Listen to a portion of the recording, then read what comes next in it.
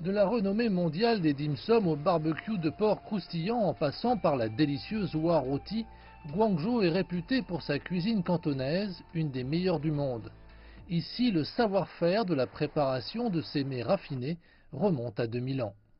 Les ancêtres utilisaient ce four en bronze et cette fourchette du même métal pour faire rôtir des cochons, des oiseaux et même des souris. Ce plat, le rong pechizhuang ou cochon de lait rôti, est peut-être le plat le plus célèbre au menu de tous les banquets cantonais.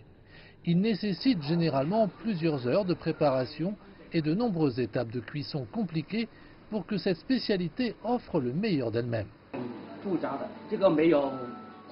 La préparation est si compliquée qu'elle nécessite au moins 3 ans d'études. On doit être très fort et rapide pour pouvoir rôtir le cochon, sinon la peau sera trop cuite.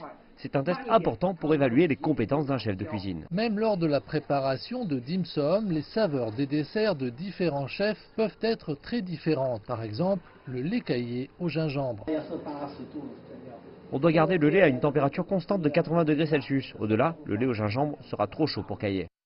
Former un chef de cuisine à atteindre l'excellence en matière de gastronomie cantonaise n'est pas chose facile. En 2018, le gouvernement local a lancé un projet visant à former 50 000 cuisiniers cantonais d'ici 2022. En outre, afin de mieux promouvoir la cuisine cantonaise la plus originale dans le monde, on tente également de normaliser toutes les procédures de cuisson. Premièrement, nous devrions nous concentrer sur la cuisine et la protection de l'environnement. Ensuite, nous devrions établir une norme universelle pour prendre la mesure de notre nourriture et de notre service en nous inspirant de la cuisine occidentale. L'école présidée par Ye Junfeng est l'un des 3 principaux centres de formation de cuisiniers de la ville. On en forme ici chaque année plus de 200. Cette école espère que ses étudiants pourront s'expatrier dans la région de l'initiative Ceinture et Route afin de faire connaître les mets cantonais les plus délicats dans d'autres régions d'Asie.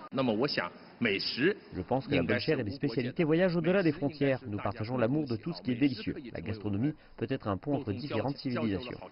Ye Junfeng précise également qu'une communication plus étroite entre les civilisations pourrait donner naissance à une gastronomie plus créative et encore plus délicieuse.